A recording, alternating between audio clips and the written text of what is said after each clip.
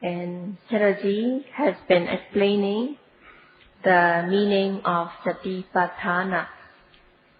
In order to be good quality sati, the mindfulness should be intently outstanding. Bhusattha Visettha, meaning it should be intently outstanding. So if the mindfulness is intensely outstanding, it will be firm, steady, and sustained on the object.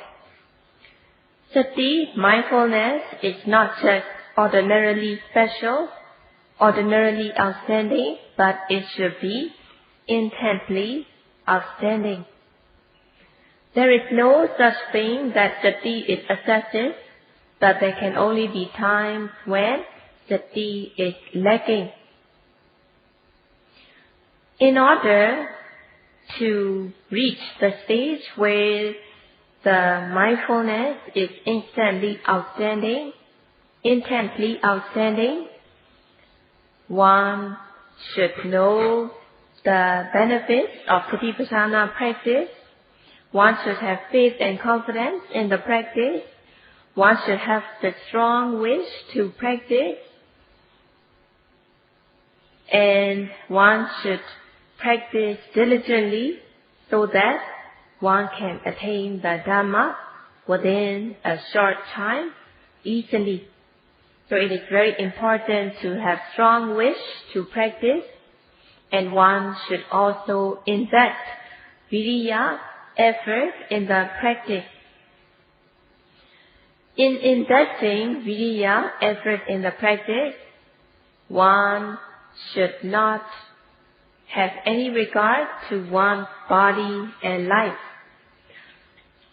Only the courageous people can practice diligently, and one should start the practice asserting initial effort, arambhadhatu. One should assert initial effort in the practice. And laziness can arise, and when laziness arises in the mind can become slimy and sluggish. So in order to overcome the difficulty, in order to overcome laziness, one should step up viriya, one should step up the effort. One should not be afraid to get illness or die through the practice. The Satipatthana meditation is very effective. It is the most effective way in order to attain the Dhamma. So one should practice without regard to one's body and life. So by making sacrifice in the practice, one can overcome the difficulty. And when one can overcome the stage where there are pains and aches and unpleasant sensations, overcoming the stage, one becomes even more courageous, and one will have the courage to face any kind of difficulty. When reaching the stage where the yogi has the courage to face any kind of difficulty, the viriya, effort, has gained much momentum. Becoming skillful in the practice, when the noting mind becomes closely established on the object, then sati, mindfulness, gains momentum. In the beginning, yogi may not have much confidence. Yogi may not have much faith and confidence.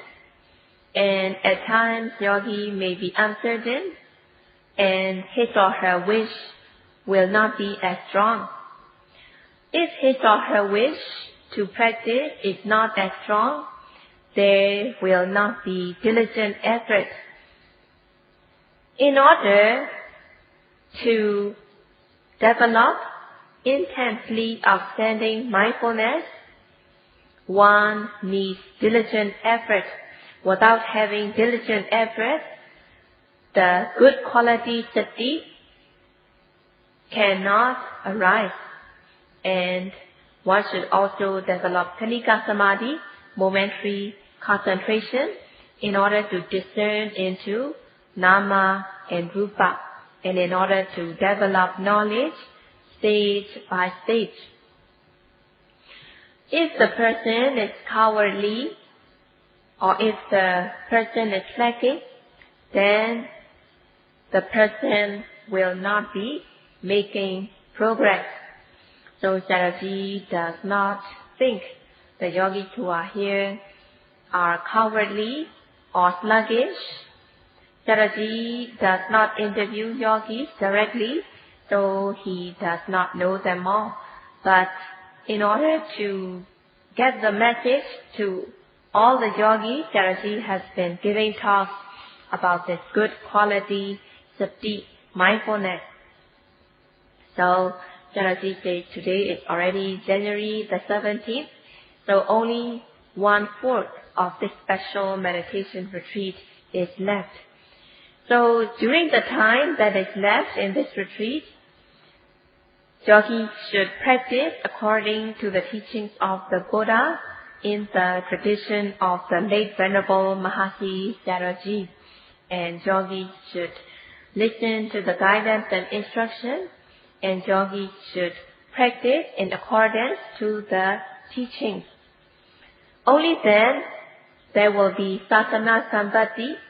The person will be endowed with the 3 trainings, sila, samadhi, and panya, that can purify body, speech, and mind.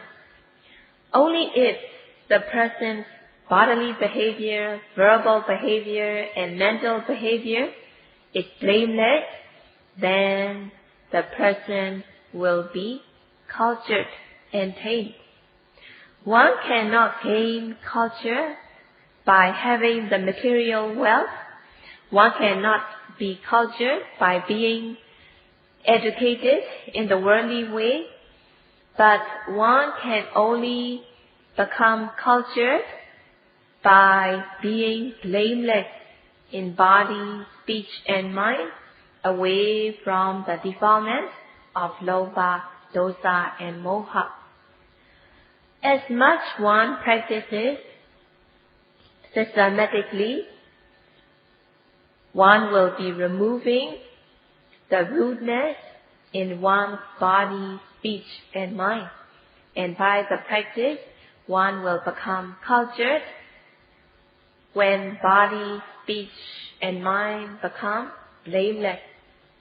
So as much there is Satipatthana practice, the whole world will be free from rudeness by practicing Satipatthana meditation. So by practicing Satipatthana meditation, one's bodily behavior, verbal behavior will be blameless, pure, and thus one will be a true human. So it is the foundation of Vipassana practice. By practicing Vipassana, one will be developing knowledge, weakening the defilements, suppressing the defilements by the practice of Satipatthana, and reaching Ariya Magga Jnana, path knowledge, one can remove the defilements totally. Even if one has not removed all the defilements, it will be quite sufficient to remove the apaya-related defilements that are most inferior. So by attaining Ariya Magga Jnana, by attaining path knowledge, one can totally eradicate the apaya-relating defilements. And by having a good control of one's body, speech and mind, the person will be a true human. The person will have humane mind, and the person will be outstanding human.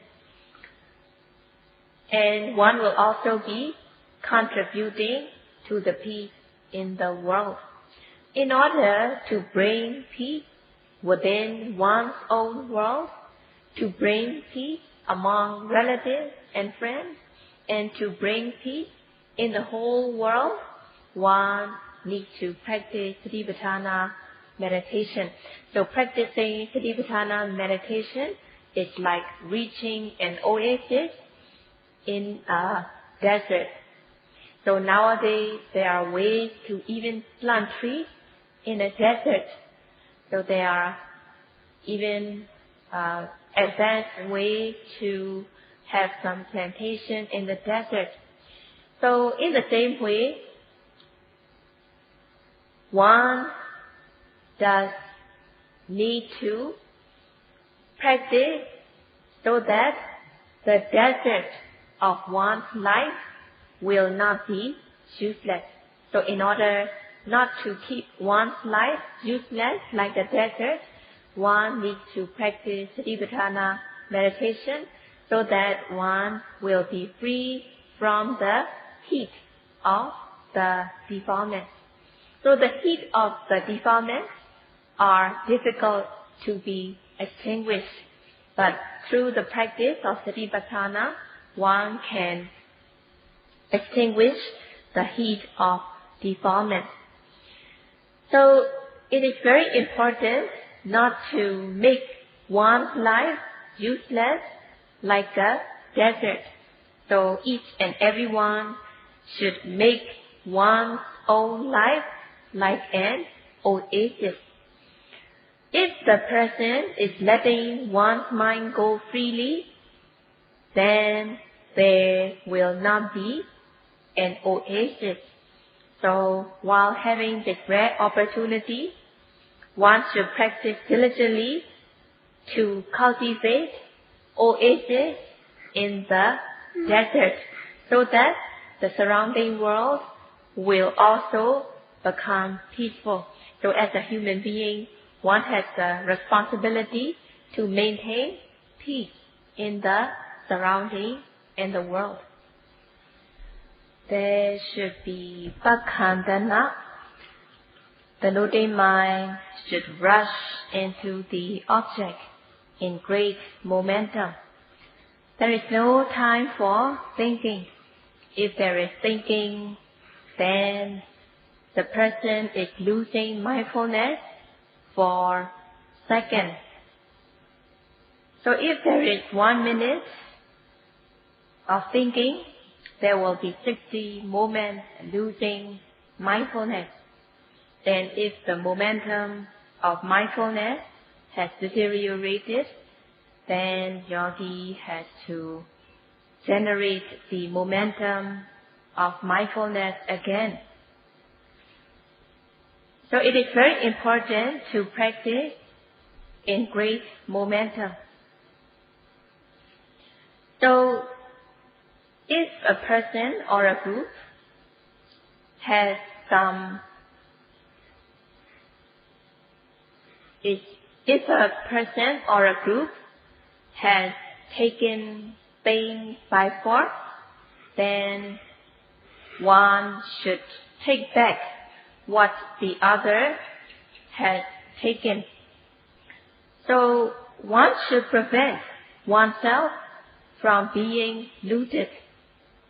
And if others loot somebody's property, the person has to fight in order to take back what the other person has looted.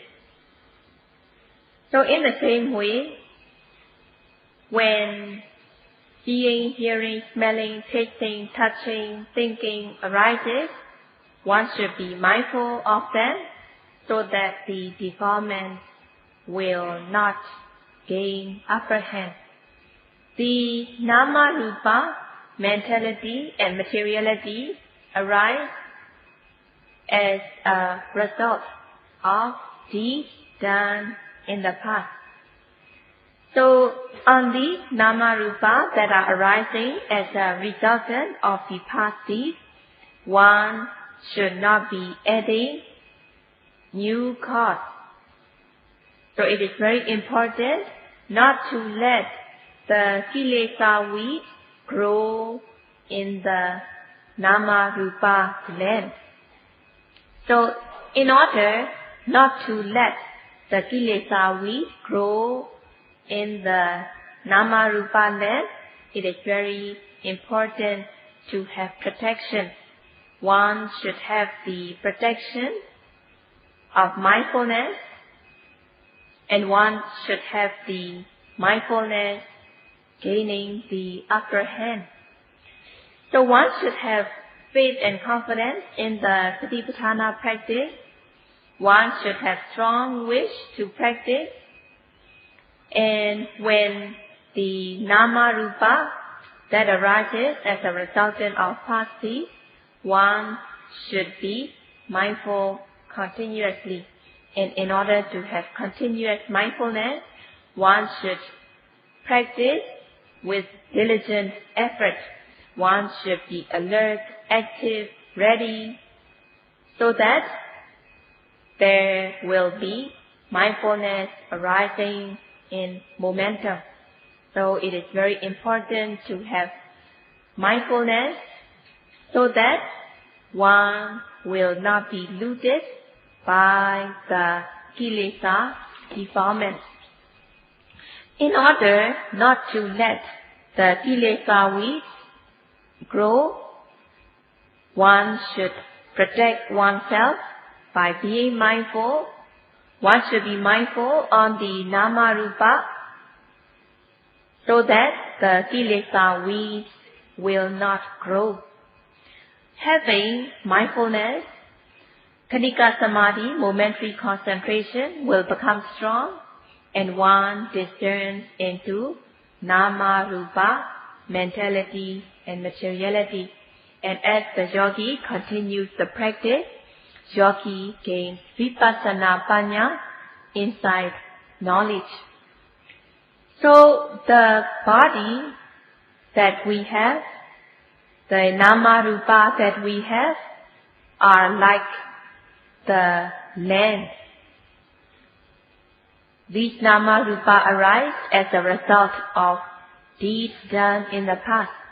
So the nama rupa are compared to the plot of land, and thus it is called bhumi.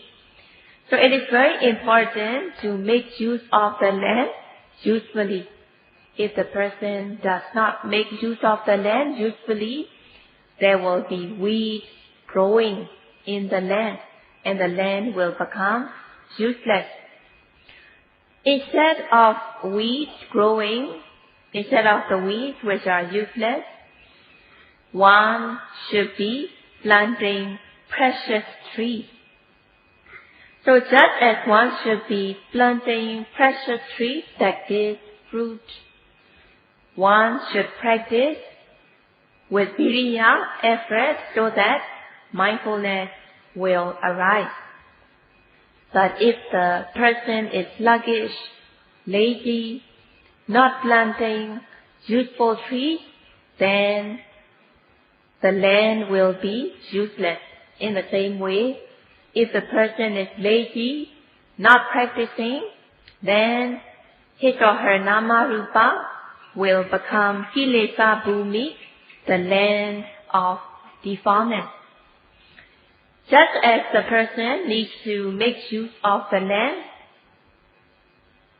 in the same way, yogi has to practice Satipatthana meditation in order to develop viriya, sati and panya, effort, mindfulness, concentration and knowledge.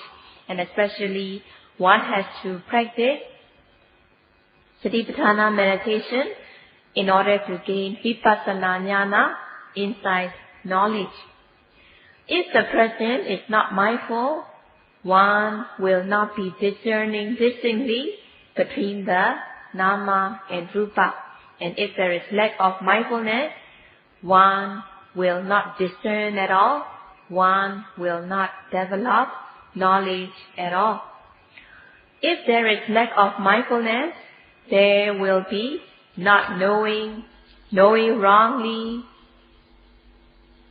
and also there will be distraction, restlessness. In this way, it will become Kilesa Bhumi, the land of defilement. So, apariññāta khanda, if one is not being mindful of the nama rupa, one will not be discerning the nama rupa. So, apariññāta khanda are the aggregates that are not discerned as the person is not being mindful, and thus Kilesa weeds will grow. By practicing Satipatthana meditation, the mindfulness will develop, and instead of Kilesa weeds, the Panya knowledge tree will grow by practicing Satipatthana meditation. So, as we have the Nama Rupa as the result of the past deeds, one should be mindful so that the Kilesa weeds will not grow. So one should prevent Kilesa weeds from growing so that one will not end up suffering. Practicing Satipatthana meditation is in order to plant the Panya knowledge tree. So one should practice diligently so as to plant knowledge tree in the land of Nama Rupa. In noting the object, one should note immediately as soon as the object arises, so that the noting mind is rushed into the object. So if the person is thinking, then the person will fail to develop mindfulness, and the yogi cannot keep pace with the object if she is thinking rather than noting the object, rushing onto the object. So this practice is according to the teachings of the Buddha, that the Buddha himself practiced. It is also in accordance with the theory and the practice. The late Venerable Mahasiddharaji learned this method from the Mingun Jetavana Saraji, and the teacher of the late Venerable Mahasiddharaji also practiced according to the teachings of the Buddha. So it is Pachaka knowledge, direct experiential knowledge. So by practicing Satipatthana meditation, there can be Pachaka Siddha, direct experiential knowledge. And if there are things that are beyond one's ability of knowledge, there should be Anumana Siddha, accomplishment by inference or deduction. So by practicing Satipatthana meditation by oneself, one discerns the Nama Rupa, and one can deduce that in the past, these Nama Rupa are arising as cause and effect. In the future as well, they are arising as cause and effect. Just as the Nama Rupa are arising in oneself as cause and effect, it will be the same in others. So in this way, there is Anumana Siddha, accomplishment by inference. And also, there should be accomplishment based on probability, and one should understand it if it is probable. There should be Saddheya Siddha. Saddhya Siddhi, accomplishment by what is probable. And Okapana Siddha, one should have faith and confidence. One should believe in things that the Buddha taught by having faith and confidence in the Buddha. Swakhata, meaning the teachings of the Buddha are in accordance. The practice and the benefits are in accordance. By being mindful of the presently arising object, the mind will be calm and collected. The mind will not go here and there. And samadhi, concentration, develops. When concentration develops, one discerns nama rupa, discerning mind and matter. One removes the wrong view of jiva atta. And discerning cause and effect, one removes the wrong view of parama atta. Discerning the impermanence, one removes the wrong view of permanence. Discerning suffering, one removes the wrong view that things are good and pleasant. And discerning that things are arising in its own accord, then one removes the wrong view of atta. So in this way, developing knowledge by practicing Satipatthana meditation, one will be removing wrong views. And in order to discern, in order to gain knowledge, one should practice Satipatthana meditation with faith and confidence. So there is a guarantee that by practicing Satipatthana meditation, one can gain these benefits. So one should not be uncertain about the practice. And some of the Westerners, they believe in intellectual knowledge. So they should be careful. They should practice diligently so that they gain the benefits of practice. By practicing systematically according to the teachings by oneself, one will discern and realize.